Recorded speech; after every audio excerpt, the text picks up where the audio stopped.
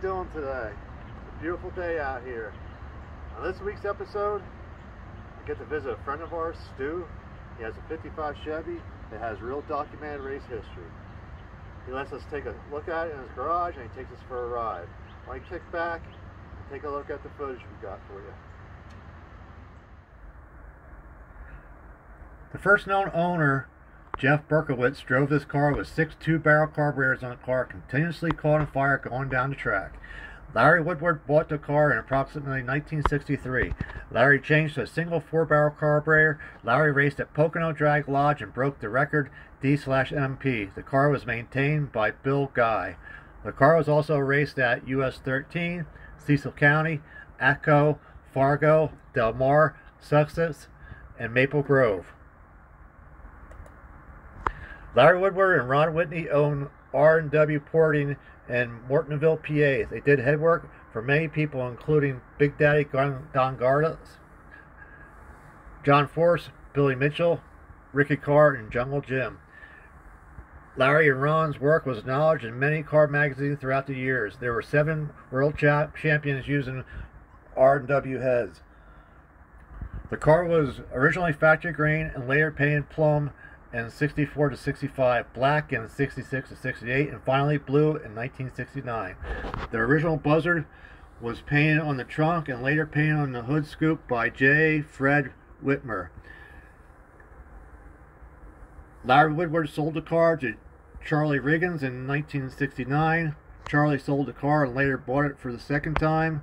Charlie sold the car in June 2006 to the current owner, Randy Stu Stout. The car was restored in 2018.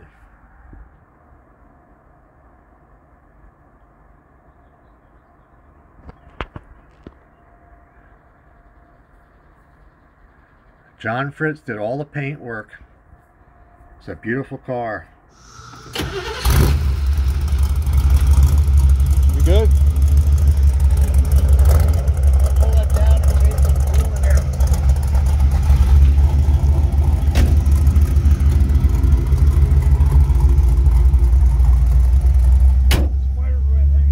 Yeah, there are a lot of them inside too. I really appreciate this a lot. Ain't not a problem, man.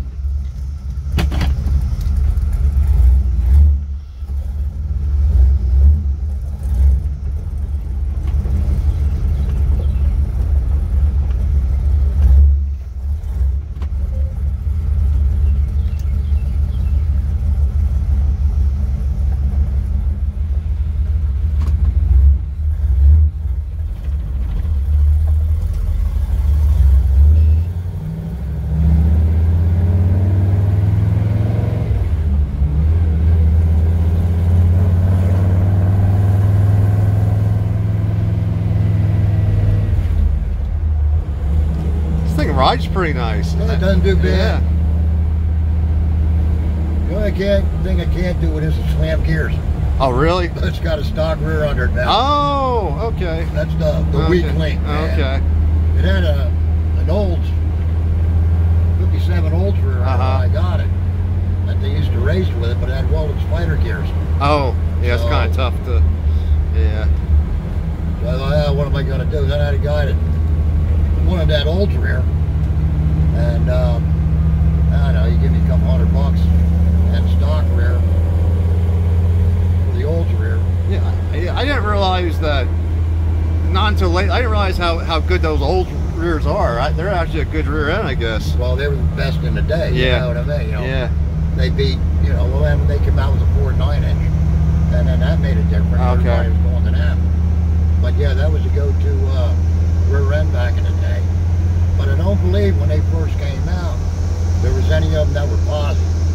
Oh. And that's why guys used to weld spider gear. Oh, so they just made it, okay. They just kind of...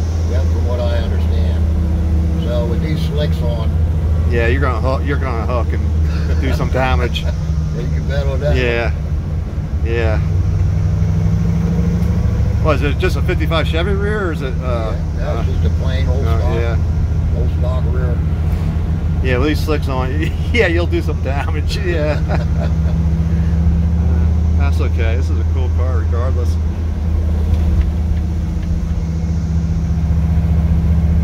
talking to John last night, and he said, just make sure I say that he did the paint. He said, make sure it's John Fritz's paint. Oh, I tell everybody that. Yeah, I know. He wanted me to make sure I said that one. Film. When I go, to some place and somebody comments on the paint, and John's with me, I go, here's my painter. There's a guy, there's a guy that made it happen. It's kind of funny because John is sometimes like, he's kind of shy. Well, not shy, but he's kind of like, kind of quiet. And then, but if you talk about the right thing, then he enjoys talking about it. But well, he said to me, like, right after he did, don't tell anybody I did the paint. Right, exactly. That's what he'll do that for, like, yeah, I heard that before, and then about different things. Then he does. It's like, hell, if I could paint like that, I'd be telling everybody. Yeah, how about it, man? Yep. Yeah, man's got talent. That's talent. Oh yeah, he's a titan. I mean, that's serious talent. And the thing is, like, I know he's friends. I don't know if you know the story. He's friends with my oldest brother. That's how I got to know John. Okay. Yes. And thing is, like, from me being a young, I don't know how many years older he is. Say I don't know. Say he's 8 years older, 9 years older than me.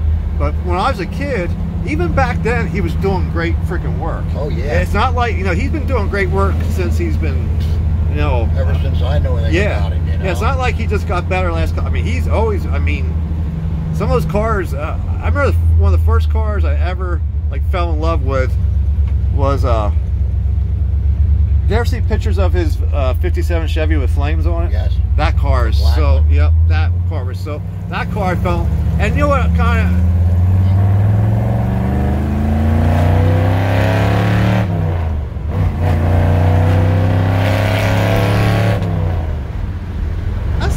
That's nice, man. That's good. I like that. Yeah. What motor's in this? What is it? 327. 327. Yeah. Yeah, she does all right. Oh yeah, that was nice. Yeah, it kept her back in your seat. That's good, man. Hell yeah.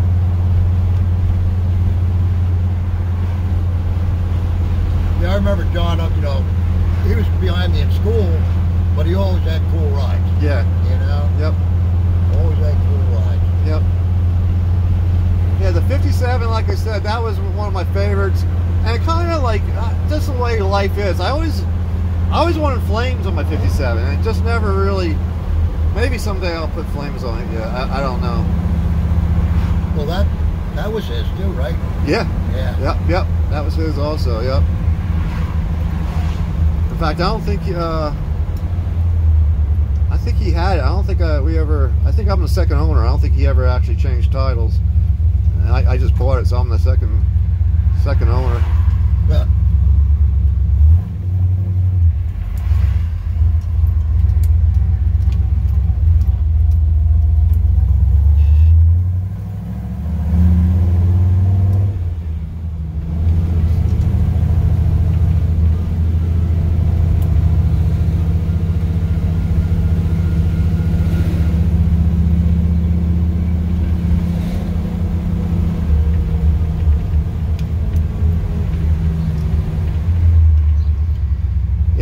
I bought my 57 when I was 15 and didn't get it on the road until I was 21. That's something I should have done years ago, is take more pictures. That's a shame, man. Yeah. I tell you what, isn't that something? Wow. You think about that? Just never really thought of it that way. I just did it. Now. Yeah, I think back in the cars I had, but back then there were nothing special. Right, they were just cars. Yep. They were cool. Right. But I mean, everybody had a 55, 56, yep. 57 Chevy. Yep. It was no big deal. John has a couple good pictures. He has a couple good pictures. Yeah, he does. Yeah. I got that one picture. I actually want a copy of that. Do you ever see the picture? I guess it's his 62 Vet. He's doing a burnout in front of Skip, that place where he used to work.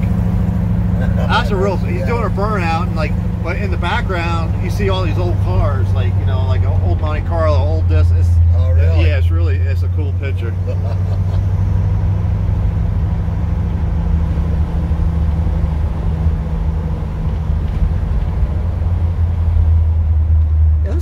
actually. To me, this car from over here, it feels like it's driving real nice. It feels like a nice driving car. I don't think it had many miles on it. Oh. Because they turned it into a drag car in the 60s. Uh-huh. And from what Larry tells me, that this guy that built this car, he had 4 2s on it. Okay. And he couldn't get them right. Okay. And he'd be in the shop and he'd have things working and this and everything was cool. He'd take it down a quarter mile, man, the thing would catch fire, spit back through the car. Oh, no shit. Oh, wow. He'd take it back to the shop, work on it again. And he really got frustrated with this because he couldn't get it to run. Uh-huh. So Larry was at this guy's shop and this guy was disgusted. He said, you know what? He said, I'm tired of this car. I'm selling it. I'm going to get rid of it. Larry said, what do you want for it? And the guy said, hey, to you. And he gave him a real deal price on it. Well, Larry said he took it home. Him and his buddy, they pulled the 4 2s off of it and they put a 4-barrel on it. They took it up to Pocono Lodge, Drag Lodge, and broke the record. Oh, no shit. With the motor. No shit. So they ran that motor in this car for a long time.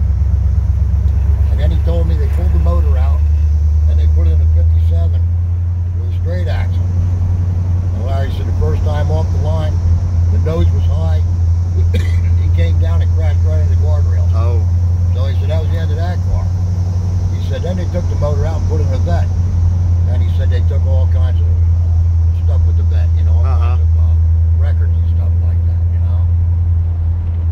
So when he sold his car, you know, went without the motor and stuff. The motor brand, yeah. And then it changed hands twice and sat in the barn for, I don't know, man, a long, long time.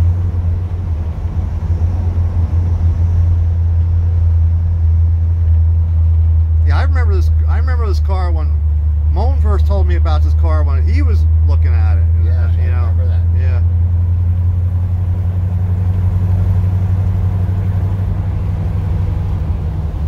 Well, that Brandywine Silver had specialties. They were the go-to back in the day. Uh-huh. And he told me they're out at the Nationals out in California. And he said there were 64 cars out there. And in after the first run, there was 32. And out of the 28 out of 32 had his summer heads. Oh, no shit. Yeah. That's something to brag about. No shit. Garlits, Jungle Jim, all those guys he built heads for. But now it's to the point you can just about buy that stuff right over the counter. Right, right. Sure, my car. I want to wring your little neck.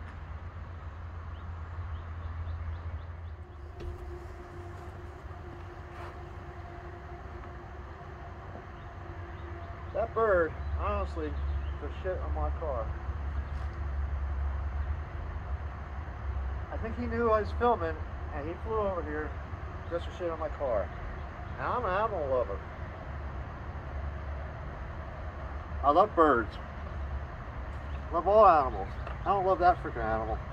I think he flew over here just to shit on my car because he knew I was filming. They're smarter than you think they are.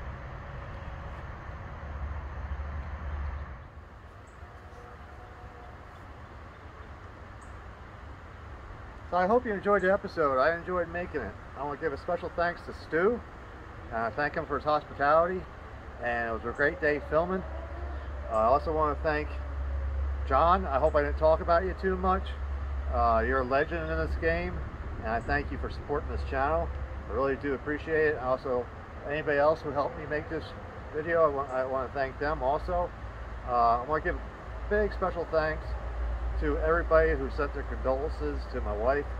She lost her dad this week, and even though with her mourning, she still was able to edit this and get it out, and I really want to thank her a lot.